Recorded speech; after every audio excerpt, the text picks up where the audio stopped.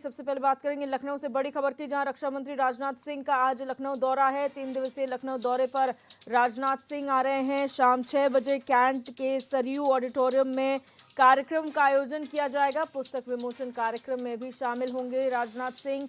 आलमबाग में बीजेपी कार्यकर्ताओं के साथ संवाद करेंगे। तो 3 दिवसीय ये दौरा है रक्षा मंत्री राजनाथ सिंह का लखनऊ का, जहां आज वो पहुंचेंगे लखनऊ और तमाम कार्यक्रम यहां पर उनके प्रस्तावित है। शाम 6 बजे कैंट के सरयू ऑडिटोरियम में कार्यक्रम का आयोजन होगा। पुस्तक विमोचन में प्रतिभाग करेंगे रक्षा मंत्री। वहीं आलमबाग में बीजेपी कार्यकर्ताओं के साथ भी संवाद करेंगे।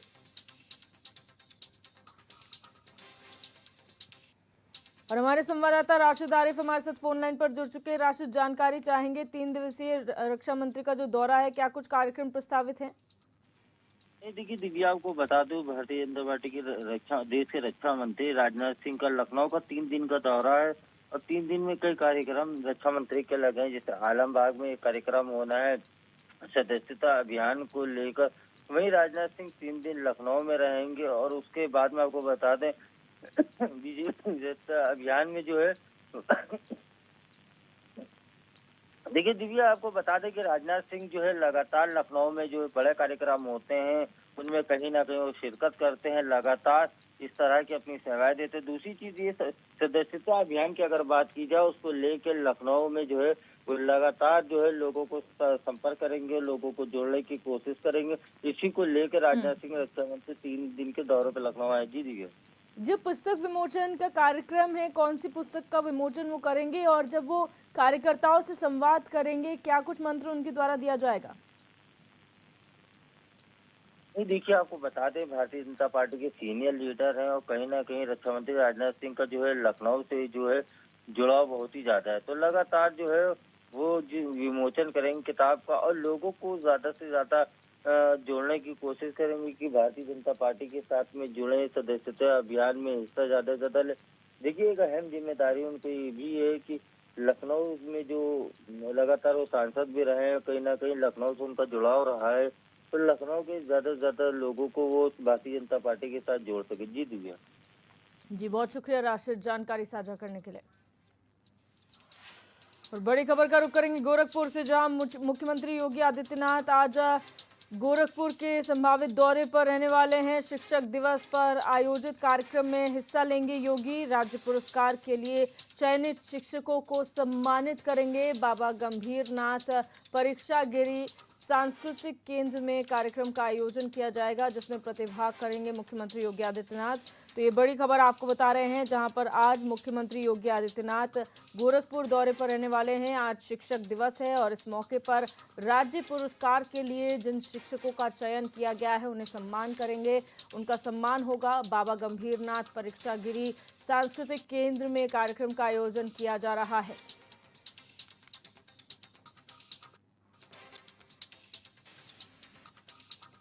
तो ये बड़ी खबर आपको गोरखपुर से बता रहे हैं, जहां पर प्रदेश के मुखिया योगी आदित्यनाथ आज गोरखपुर के दौरे पर रहने वाले हैं। शिक्षक दिवस के मौके पर एक कार्यक्रम का आयोजित किया गया है और राज्य पुरस्कार के लिए जिन शिक्षकों का चयन हुआ है उन्हें सम्मानित करेंगे मुख्यमंत्री। बाबा गंभीरनाथ परीक्षा गिरी सांस्कृतिक केंद्र में ये कार्यक्रम आयोजित होने जा रहा है, जिसमें प्रतिभाग करने के लिए मुख्यमंत्री योगी आदित्यनाथ गोरखपुर पहुंचने वाले हैं।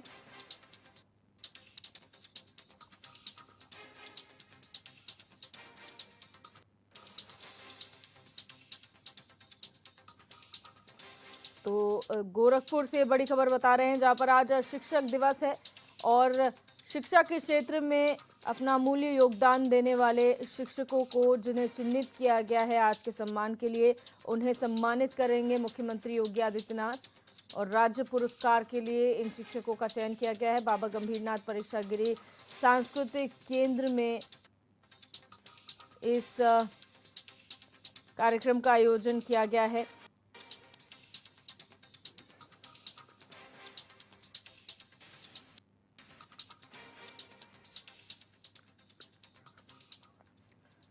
और अब सीधे रुक करेंगे अयोध्या का, जहां मुख्यमंत्री योगी आदित्यनाथ पहुंचे हैं, अयोध्या के दौरे पर हैं।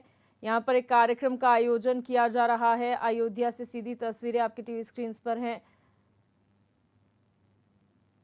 और रामनाथ स्वामी मंदिर का कुंभाभिषेक यहाँ पर किया जाना है, जिस मौके पर पहुंचे हुए हैं मुख्यमंत्री योगी आदित्यनाथ और तमाम छात्र छात्राएं यहाँ पर मौजूद है। सांस्कृतिक कार्यक्रम प्रस्तुत किए जाएंगे।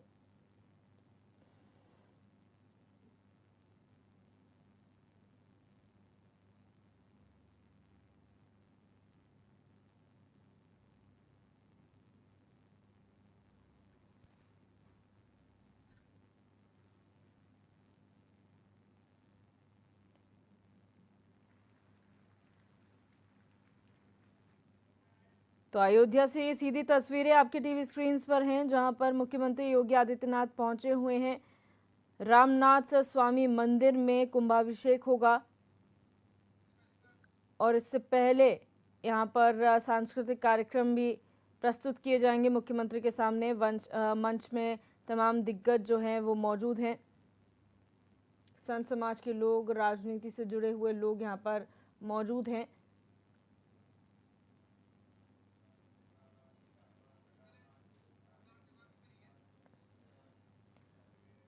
और आपको बता दें कि यहाँ पर कुंभाभिषेक हुआ है।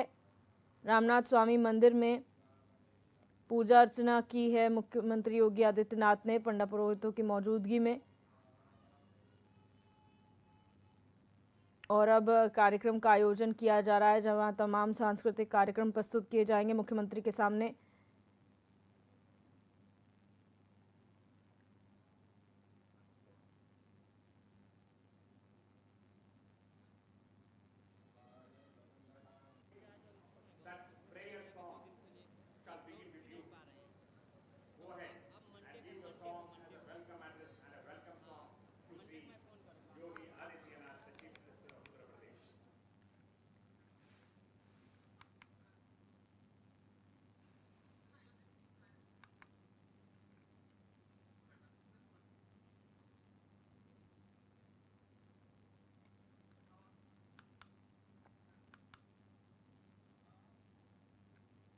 अब बात करेंगे इटावा से खबर की, जहां पहुंचे कैबिनेट मंत्री लक्ष्मी नारायण चौधरी ने जिला मुख्यालय कार्यालय में सदस्यता अभियान की शुरुआत की। इस दौरान उन्होंने सपा अध्यक्ष अखिलेश यादव के सीएम योगी के ऊपर डीएनए वाले बयान पर अपनी प्रतिक्रिया जाहिर की। उन्होंने बिना नाम लिए सपा अध्यक्ष अखिलेश यादव को मूर्ख बताते हुए कहा कि उन्हें अपने ऊपर बहुत ज्यादा गुरूर है, अपने आप को बहुत ज्यादा परिपक्व वो समझते हैं, इसलिए वो सबसे बड़े मूर्ख हैं। आगे उन्होंने कहा कि अखिलेश यादव 7 सालों तक सीएम योगी के सामने नेता विरोधी दल बनकर रहे, उनके सामने अखिलेश जी की जुबान भी नहीं खुलती थी।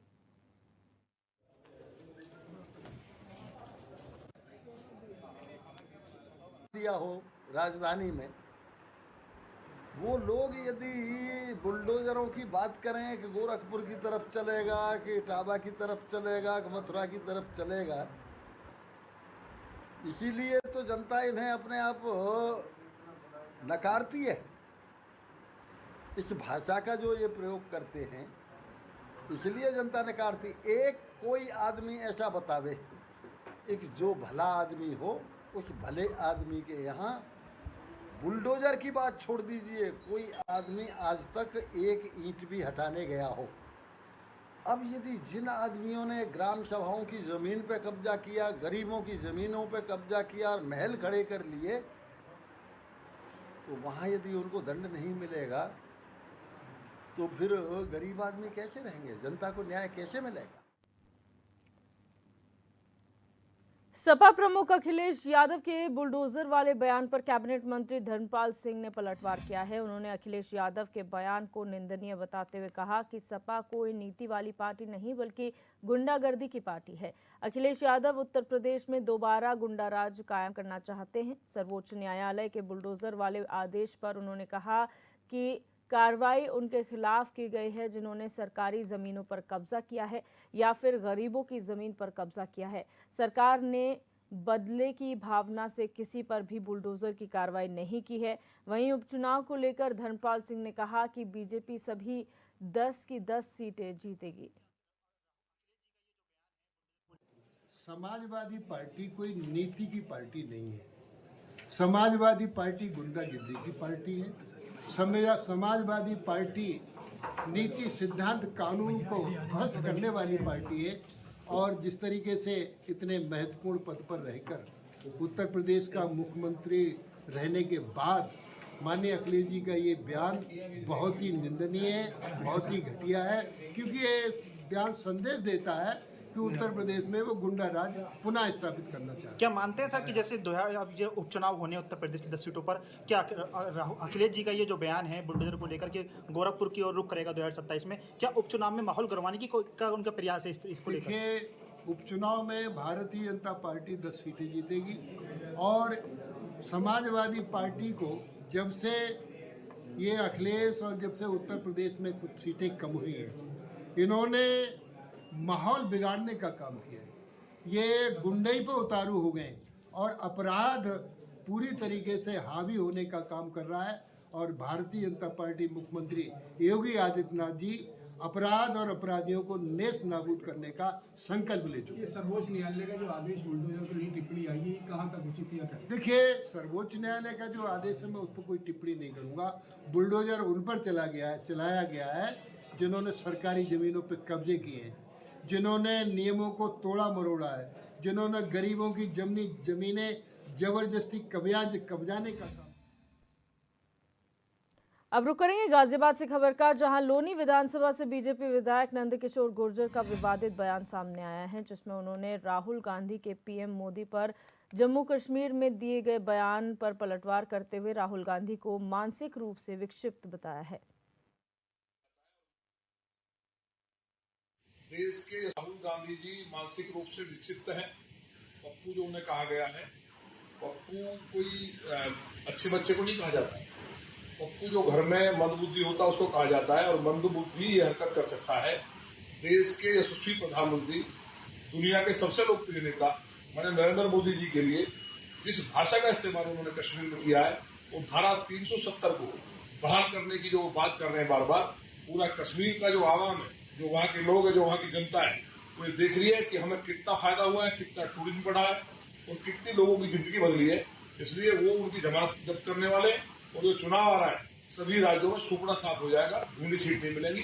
और राहुल गांधी जी को तो वैसे भी शराब लगा हुआ है गणपति जी महाराज का, तो वो शराब की तरफ बढ़ रहे हैं। अमरोहा के गजरौला थाना क्षेत्र के पियर्स इंटर कॉलेज का एक मामला सामने आया है, जहां एक विशेष समुदाय की टीचर ने छात्रों को हाथ में कलावा बांधने और माथे पर तिलक लगाने से रोक दिया, जिसे लेकर एबीवीपी कार्यकर्ताओं ने जमकर हंगामा किया। मौके पर पहुंची पुलिस ने मामले को शांत करवाते हुए टीचर और छात्र के बीच समझौता करवाया। इसके बाद टीचर ने अपनी गलती मानते हुए छात्र के हाथ में कलावा बांधा और उसे तिलक लगाया। बताया गया कि टीचर की मनमानी के चलते जुम्मे के दिन स्कूल का अवकाश रहता था और स्कूल में हाथ जोड़कर प्रार्थना करने पर भी पाबंदी थी। इन्होंने इस कैंपस में पढ़ने वाले बहुत सारे छात्रों के हाथ से कलावा उतरवाने का काम, हाथ से राखी उतरवाने का काम, मस्तिष्क से तिलक हटवाने का काम, प्लस जब प्रार्थना इनके यहाँ होती है उस प्रार्थना में हाथ जोड़ने को उसे दंड देने का काम ऐसे यहाँ प्रिंसिपल साहब करते हैं, जिनके खिलाफ हमसे पूर्व में विद्यार्थी परिषद और जैसे हम लोगों को सूचना लगी तो यहाँ बजरंग दल इकट्ठा हुआ और बजरंग दल ने अपनी मांगों को विद्यार्थी परिषद के साथ सामूहिक रूप से हमने मांगा और हमने कहा कि ये शिक्षा का मंदिर है, यहाँ पर धर्मवाद जातिवाद नहीं होना चाहिए, यहाँ छात्र को शिक्षा ग्रहण करने की आवश्यकता है, धर्म में बढ़ने की आवश्यकता नहीं है।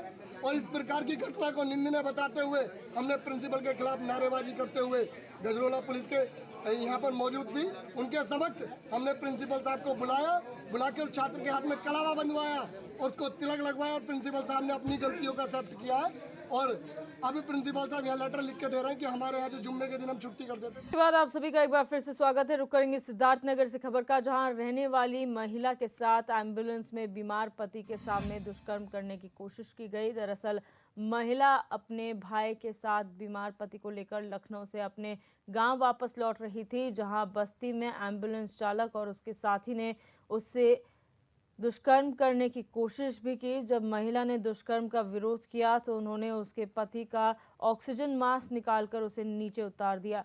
महिला 150 किलोमीटर तक मदद के लिए चिल्लाती रही, लेकिन कोई मदद के लिए सामने नहीं आया। इसके बाद दोनों एम्बुलेंस चालक महिला को लूटकर फरार हो गए। घटना के बाद महिला बस्ती पुलिस से मदद मांगने गई, लेकिन पुलिस ने इस मामले को लेकर कोई कार्रवाई नहीं की। सिद्धार्थनगर के में एक नया मामला सामने आया है। आपको बता दें कि सिद्धार्थनगर की महिला जो बांसी थाना के अंतर्गत रहती है, वह अपने पति को लेकर लखनऊ दवा के लिए गई थी और रिटर्न वह लखनऊ से एम्बुलेंस से आ रही थी अपने गांव जो बांसी थाना अंतर्गत पड़ता है। लेकिन वहीं जो एम्बुलेंस पर कर्मी और जो परिचालक थे, उन्होंने कहीं ना कहीं महिला के साथ अभद्रता किया। वह अपने पति को लेकर और अपने भाई के साथ बांसी आ रही थी, लेकिन जब उसको रास्ते में उसके लगातार हाथापाई की गई और उसके कहीं ना कहीं छेड़खानी की गई। महिला के विरोध करने पर महिला को जब वो वहाँ बस्ती जनपद के छावनी पहुंची, तब महिला के साथ दुष्कर्म करने का प्रयास की गई। लेकिन महिला 150 किलोमीटर तक तकरीबन चिल्लाती और लोगों से मदद मांगती रही, लेकिन लोगों से मदद नहीं मिली। लगातार महिला के चिल्लाने और गुहार करने से, मदद मांगने से जो एम्बुलेंस चालक है और परिचालक, उन्होंने महिला को वहीं पर उतार दिया और पति का जो ऑक्सीजन मास्क था वो भी निकाल कर पति को नीचे जमीन पर रखकर वो वहां से फरार हो गए।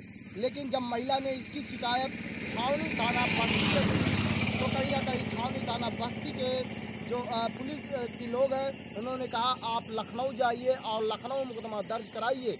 लेकिन महिला किसी तरीके से पति को लेकर गोरखपुर के लिए दवा के लिए निकली, जिसका पुरुष के जो उसके पति का रास्ते में ही मौत हो गई। कहीं ना कहीं इस खबर को सूत्रों से मिली जानकारी के अनुसार आपको बता रहे हैं, लेकिन जिस तरीके से खबर मिली है, तो कहीं ना कहीं एक बार फिर से कानून व्यवस्था पर सवाल उठा दिया कि आखिर छावनी में जब बस्ती पहुंचती है महिला, तो उसको ऊपर जो एम्बुलेंस कर्मचारी परिचालक और चालक थे, उसके ऊपर कार्रवाई न करके लखनऊ के लिए महिला को कहा जाता है। महिला गोरखपुर के लिए पति को लेकर दवा के लिए निकलती है, रास्ते में उसकी मौत हो जाती है। सबसे बड़ी सवाल है कि आखिर महिला जिस तरीके से चिल्लाती रही, क्या कोई वहाँ उसको उसकी मदद नहीं किए। लेकिन यह सूत्रों से मिली जानकारी के साथ इस पे अगर सिद्धार्थनगर जिले के अधिकारियों की बात करें, तो अभी भी अधिकारी कुछ बोलने से बच रहे हैं, क्योंकि इसलिए कि उनको अभी इस मामले में जानकारी है। अधिकारियों से मैंने बात किया तो अधिकारियों ने कहा अगर महिला किसी तरीके से एप्लीकेशन प्रार्थना पत्र हम लोगों को देती है, तो इस पे कार्रवाई कर जांच की जाएगी। कैमरा पर्सन के साथ मैं श्याम सुंदर शुक्ला, HNN न्यूज सिद्धार्थनगर। शाहजहाँपुर के कृष्णा अस्पताल पर 2 दिन तक लाश का इलाज करने का आरोप लगा है। मृतक के परिजनों ने आरोप लगाते हुए अस्पताल में हंगामा शुरू कर दिया। सड़क पर लगभग 4 घंटे तक हंगामा चलता रहा। मौके पर पहुंची पुलिस ने मृतक के परिजनों को समझाने की भी कोशिश की। मृतक के परिजनों ने बताया कि उन्होंने अपने 14 साल के बेटे को 5 दिन पहले अस्पताल में भर्ती कराया था, लेकिन उसकी मौत के 2 दिन तक शव का इलाज किया गया और आज सुबह उसे मृत घोषित किया गया था। फिलहाल शिकायत के आधार पर पुलिस मामले की जांच पड़ताल कर रही है।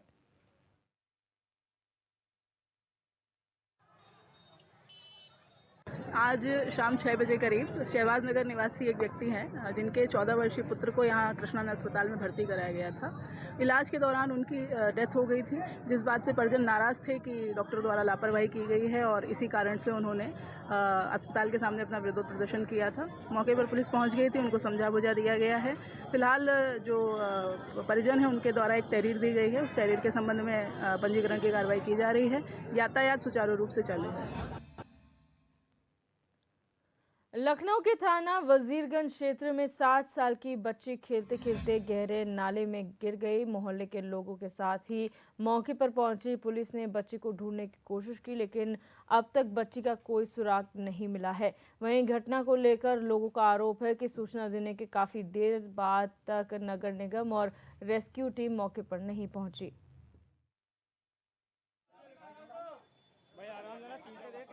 लखनऊ के वजीरगंज थाना क्षेत्र में एक बच्ची लगभग 6 वर्षीय जिसका नाम नसरा है, वो पैर फिसलने से एक नाले में गिर गई हैं।